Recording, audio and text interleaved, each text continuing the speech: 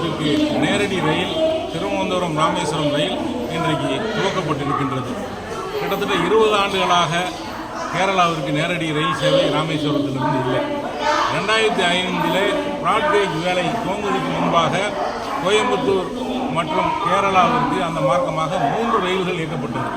2007 broad gauge பணிகள் முடிவுற்ற நிலையிலும் இந்த ரயில்கள் 3 ரயில்களும் புதிதாக இந்த பகுதியில் சேவையை ஆரம்பிக்கவில்லை.